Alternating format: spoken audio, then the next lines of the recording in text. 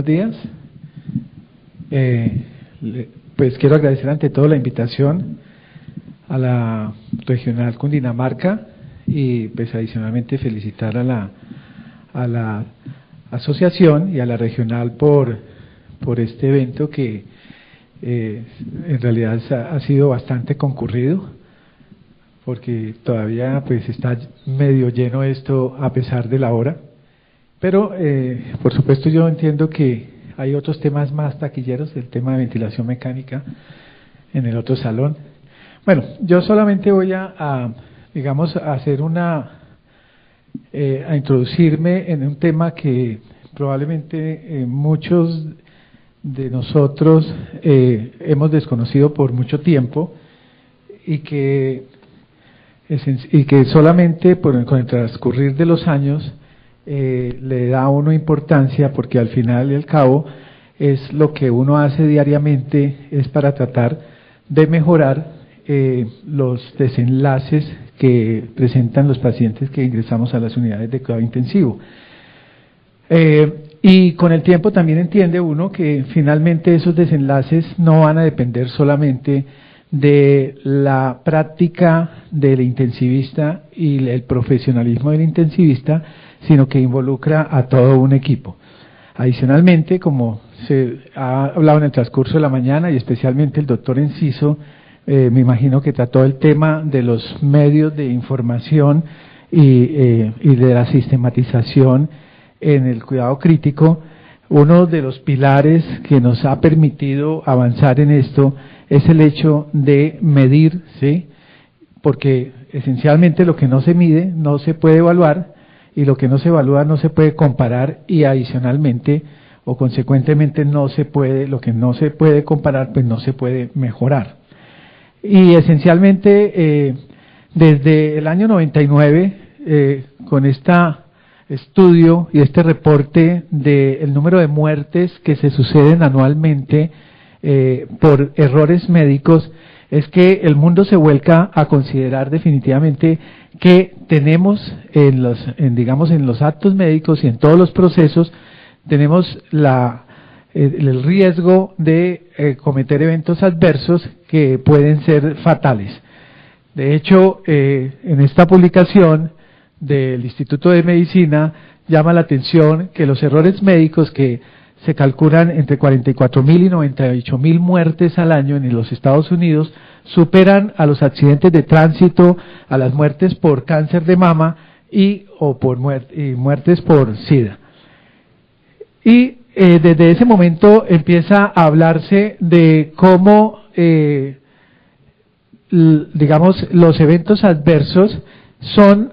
desenlaces que definitivamente están sumados a la práctica diaria. Es una lesión, y sale la definición de evento adverso como lesión no intencional, por supuesto, causada durante el manejo médico o en razón a un tratamiento, y que produce en la menor de las veces unas lesiones o simplemente aumento de costos por prolongación de estancias o discapacidades.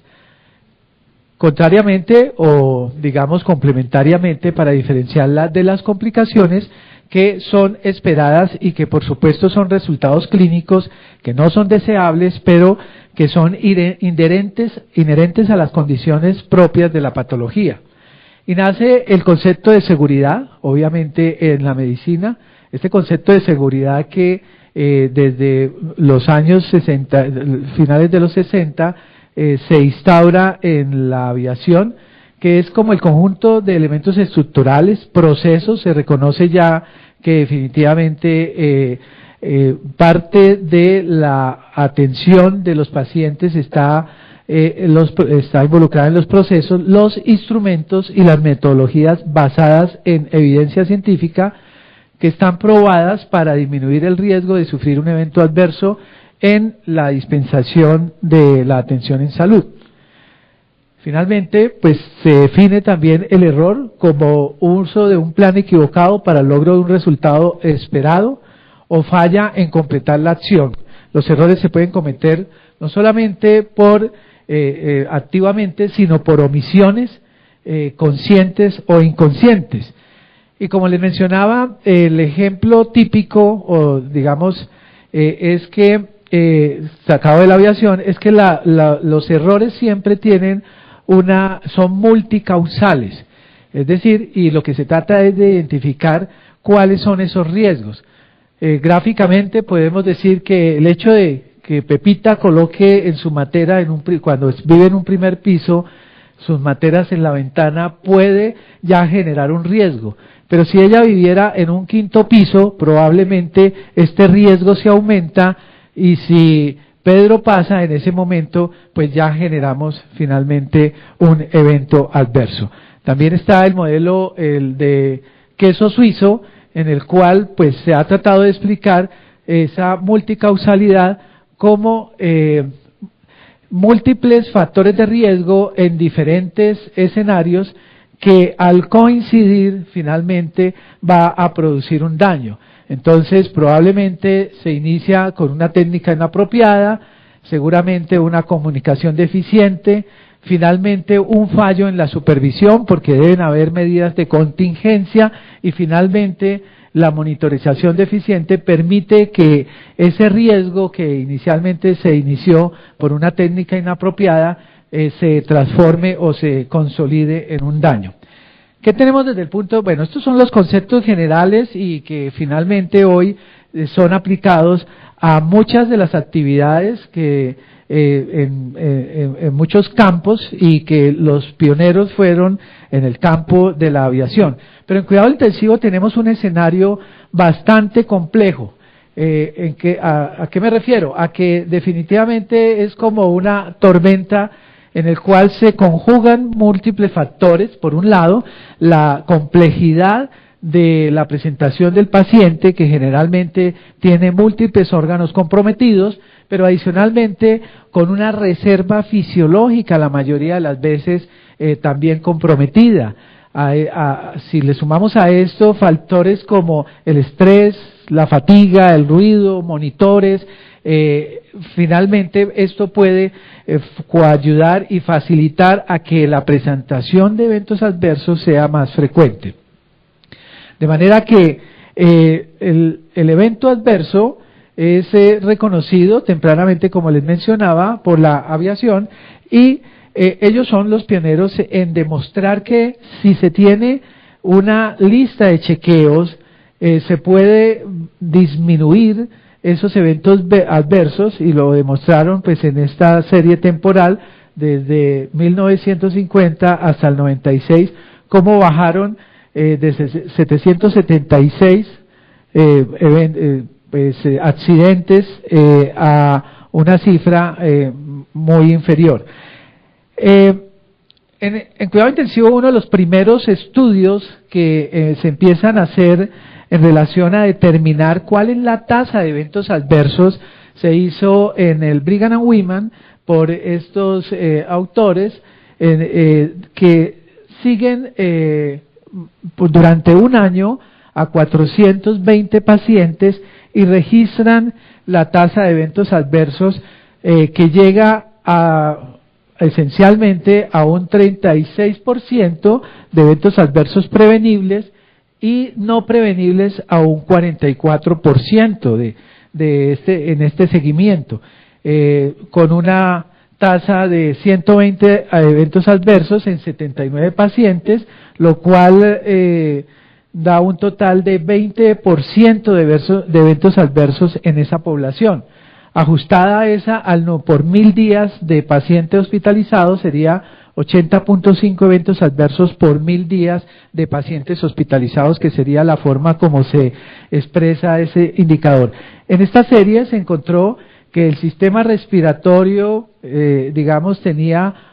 cerca casi un 20% de eventos adversos, seguido por un 15% que representaban las infecciones y un 12% del sistema cardiovascular. Adicionalmente, en la Universidad Johns Hopkins se mira si los eventos adversos son más frecuentes en unidades médicas o en unidades quirúrgicas, y se pudo evidenciar siguiendo también una serie de pacientes durante 2 años y comparando aproximadamente 700 pacientes en cada grupo, que los eventos adversos no tenían ninguna diferencia independientemente del tipo de unidad de cuidado intensivo de donde provenían los pacientes. ¿Cuáles son los tipos de errores? Los principales, pues los podemos dividir los tipos de errores que se presentan en cuanto al diagnóstico, y en cuanto al diagnóstico puede ser por retraso en el diagnóstico, falla en emplear las pruebas indicadas o falla en el actuar consecuentemente o concordantemente con el resultado, uso de pruebas que no van a arrojar ningún resultado, por supuesto en la terapia, error en la administración del tratamiento en cuanto a la dosis, en cuanto a la indicación, en cuanto a la adherencia, en cuanto a la oportunidad del tratamiento, en la prevención, cuando hay fallas en administrar un tratamiento profiláctico o hay una inadecuada monitoría en el seguimiento de tratamientos, y en general pues cada vez se describen más categorías como fallas en la comunicación, ya reconociéndose o el valor que tiene la comunicación dentro del equipo para mejorar los procesos, falla por supuesto en equipos o en sistemas de monitoría, y cómo poder mejorar cómo poder evitar esos eventos adversos. Definitivamente se han reconocido que para la prestación de un adecuado servicio va a depender de la estructura, por supuesto toda la infraestructura que se tenga, equipos, etcétera, de los procesos y finalmente de los desenlaces. La medición de la severidad de rutina generalmente no es capturada en nuestras bases de datos. Nosotros siempre nos vamos en los datos administrativos, ya que a nosotros nos interesa generalmente los datos clínicos. Y para colocarles un ejemplo, miremos en un restaurante, digamos, cuando nosotros nos fijamos en la decoración, la iluminación, la disposición de las sillas, la lista de vinos, el entrenamiento del chef, estamos hablando de la estructura. Finalmente, ya seguidamente, cuando se presta el servicio, nos fijamos si el servicio fue oportuno o amable, estamos prácticamente refiriéndonos a los procesos. Y lo que nos es más familiar a nosotros es cuando nos fijamos si le gustó la comida, si le sentó bien o le hizo daño la comida. Estamos asimilando a los desenlaces, que en el cuidado intensivo sería, por supuesto, mortalidad, calidad de vida, satisfacción. Estos tres procesos son los que tradicionalmente, estos tres dominios, la estructura, los procesos y los desenlaces, son los que tradicionalmente se han identificado. Sin embargo, hoy en día se acepta otro cuarto dominio, que es el contexto donde se desarrollan o interactúan estos tres dominios. Por supuesto, es diferente la prestación de un servicio en un hospital local o en un hospital de cuarto nivel, o en un hospital, un teaching hospital o un hospital académico o un hospital no académico. De manera que eso haría referencia también a ese cuarto dominio. Miremoslo desde el punto de vista del desenlace. Simplemente nosotros podemos mirar el número de trombosis venosa profunda. Desde el punto de vista del proceso, por supuesto, tendríamos que evaluar el incremento de número de pacientes que reciben tromboprofilaxis, y finalmente el resultado pues va a ser la reducción del número de trombosis venosa profunda. Tiene ciertas ventajas, digamos, evaluar los procesos o la medición de los procesos, y es complementado con la medición de los desenlaces. Desde el punto de vista de la evaluación del paciente, la medición del proceso es menos entendible para el paciente. Finalmente al paciente le interesa es el desenlace. Desde el punto de vista del desenlace, pues por supuesto es muy importante para el paciente, prácticamente lo es todo. La evaluación del cuidado impartido generalmente sí se relaciona directamente con el proceso, mientras que en la medición del desenlace puede haber variables de confusión. ¿Qué quiere decir eso? Que el proceso puede estar bien, pero finalmente pudo dar un desenlace que no va a ser el mejor debido a otro tipo de procesos que no se cumplieron. Desde el punto de vista de la obtención de los datos de rutina, habitualmente se obtiene o la medición en los procesos, y en la medición de los desenlaces, no necesariamente todos los desenlaces clínicos son relevantes para el sistema de salud, a veces no se evalúan todos, sobre todo los desenlaces intermedios. Desde el punto de vista de la interpretabilidad y de retroalimentación que tiene el hecho de medir esos procesos y medir esos desenlaces, en los procesos hay una mayor claridad en lo que se está haciendo. Sin embargo, en la medición de los desenlaces a veces es difícil delimitar los desenlaces a un solo proceso. Y es aquí donde nosotros tenemos que tener en cuenta que tasas de mortalidad que no estén, por ejemplo, ajustadas por severidad o otro tipo de desenlaces en los cuales pueden haber variables confusoras, es decir, variables que están finalmente asociadas a ese desenlace pues, y que están modificando ese desenlace, pues probablemente no lo podemos delimitar concretamente. Y eso me lleva a la necesidad de ajustar por riesgo. Cuando nosotros evaluamos los procesos, generalmente no tenemos que ajustar por riesgo, mientras que cuando nosotros evaluamos desenlaces, nuevamente como mortalidad, tendríamos que necesariamente ajustar por severidad para poder interpretar si ese resultado es adecuado o concordante, por supuesto, con esa severidad que estaría actuando como una variable de confusión, es decir, sobreestimando o subestimando el verdadero resultado si no lo ajustamos por esa severidad. En el escenario de cuidado intensivo, los múltiples scores que hay de severidad, el Apache, el SAB, el MPM, etcétera. Desde el punto de vista del tiempo necesario para la medición, seguramente se pueden estar evaluando en menor tiempo, mientras que del desenlace tenemos que seguir o esperar la historia natural de la enfermedad. Desde el punto de vista de tamaños de muestra, la medición de los procesos se hacen con muchos menos historias clínicas, menos casos, mientras que la medición de desenlaces, debido a la variabilidad que hay en los resultados, exige que sean tamaños de muestra que tengan una significancia estadística dependiendo de la variabilidad y de la frecuencia de presentación de ese desenlace en la población específica. Este es uno de los estudios que evalúa, este es un metanálisis tratando de evaluar el proceso o la estructura, el proceso y estructura en relación a la competencia del intensivista que está atendiendo esa unidad de cuidado intensivo. Entonces, aquí se comparan unidades que son atendidas por,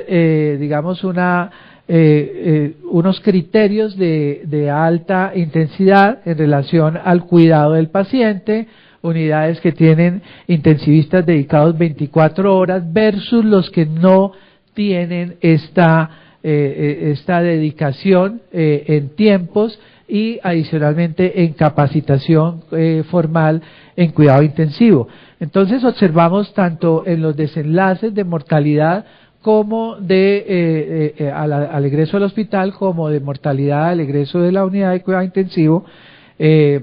Este estudio fue hecho o liderado por el grupo de John Hopkins,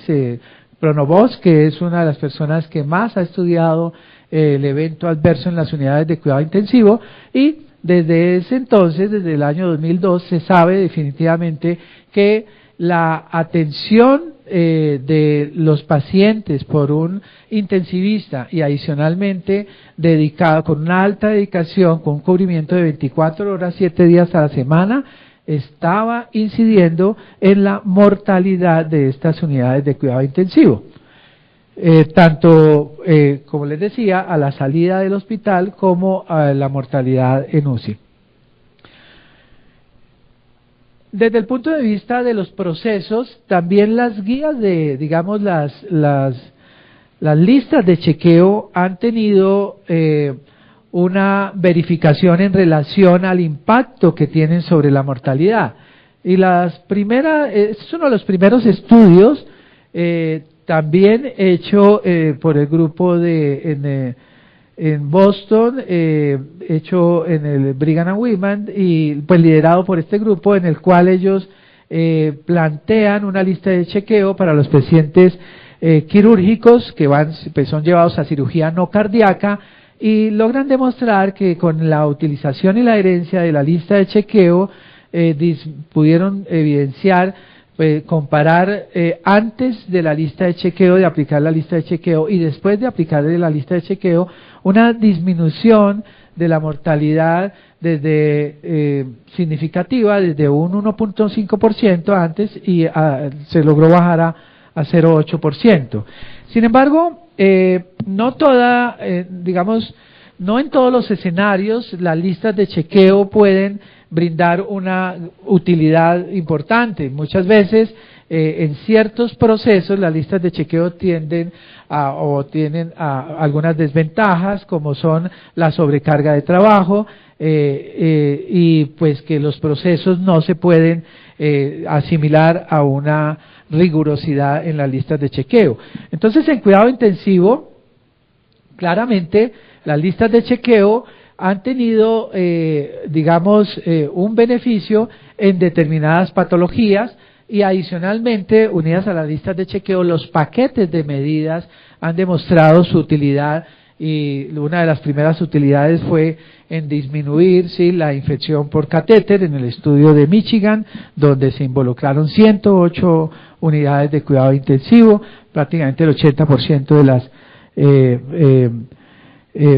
unidades de cuidado intensivo, y se logró evidenciar cómo la tasa de infección por catéter se logró bajar con la lista de chequeo y el paquete de medidas, que eran esencialmente pues las medidas que ustedes conocen, muy básicas, del uso de clorhexidina, de por supuesto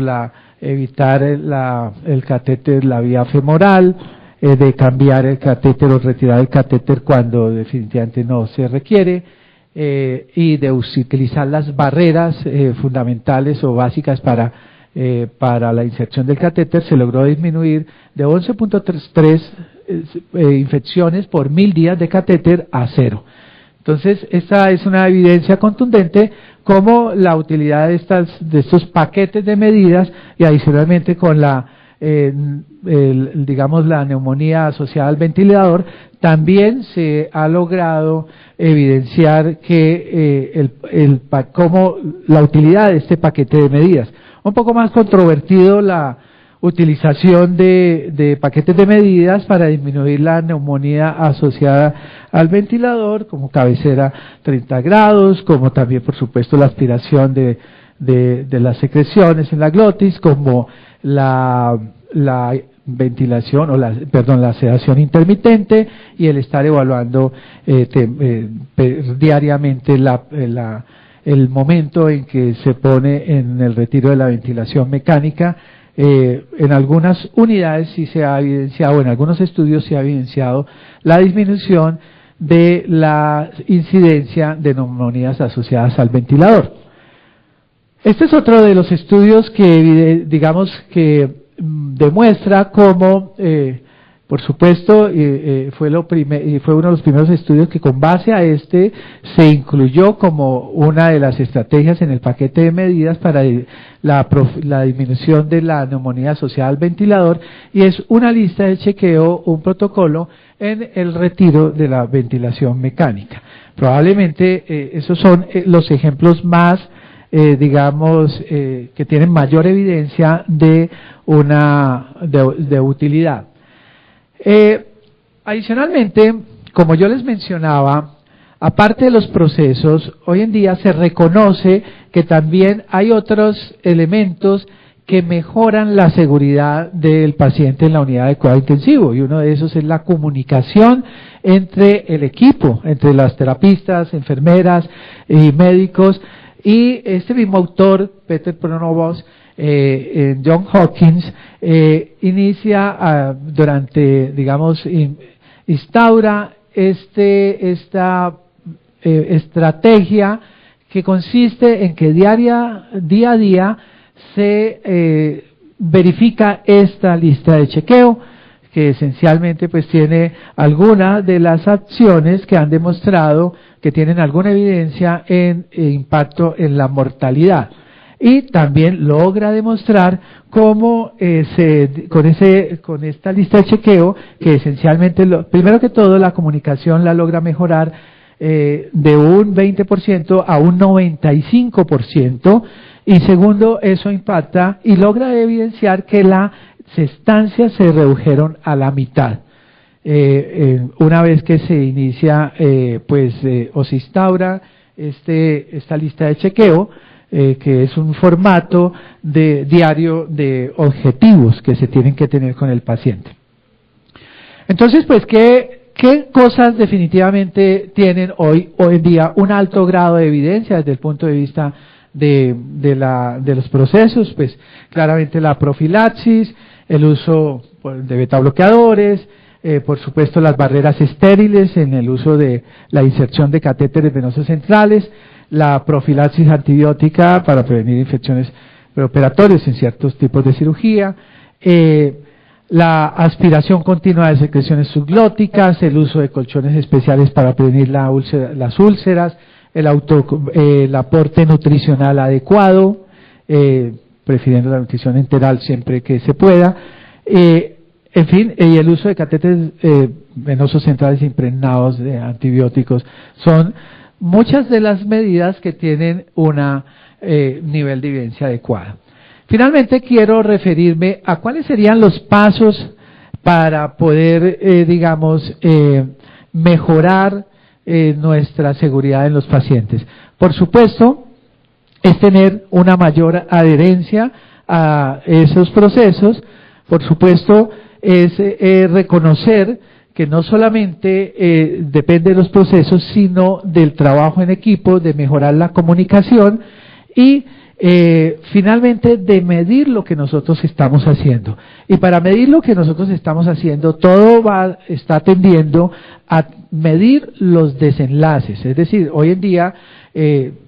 antes nos preocupaban mucho los procesos, asegurando los procesos, probablemente estábamos optimizando el recurso y medir la adherencia de los procesos era importante, pero finalmente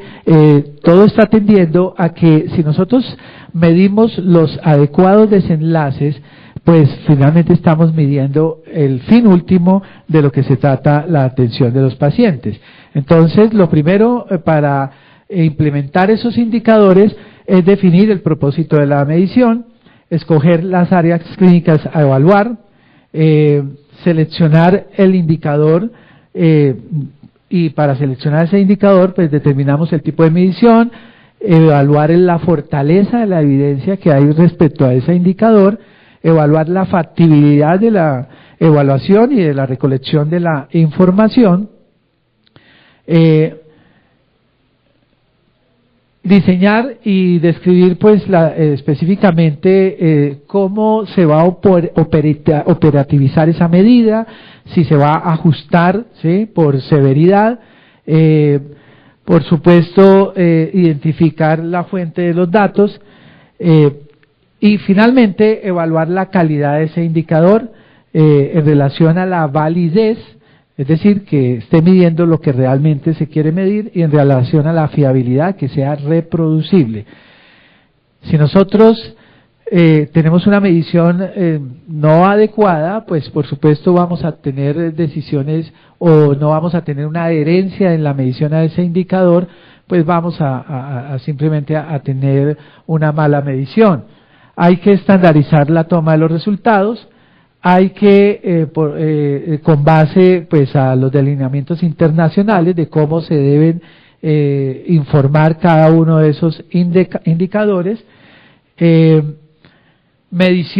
medición de la estructura dependerá mucho, por supuesto, de las bases electrónicas médicas. Muchas de ellas no contemplan la parte clínica y por eso es que se debe trabajar conjuntamente con el departamento de sistemas para hablar de informática médica y también la medición de los procesos que, como ya les decía, las características que tienen ellos es que al final no tienen mucho que ver con la, digamos, con la utilidad en relación al manejo del paciente o desde el punto de vista del paciente. Y estas serían algunas de las mediciones de desenlaces que se deberían hacer de rutina en la unidad de cuidado intensivo. Mortalidad del egreso, por supuesto, estandarizada por severidad, calidad de vida, calidad de muerte, costos de la atención, infección nosocomial, tanto catéteres como neumonías asociadas al ventilador, sangrado gastrointestinal, úlceras de decúbito, extubaciones fallidas, duración de la ventilación mecánica, tromboprofilaxis, complicaciones en procedimientos invasivos y nosotros deberíamos tener ya digamos un proyecto como el proyecto IMPACT, ¿sí? En el cual pues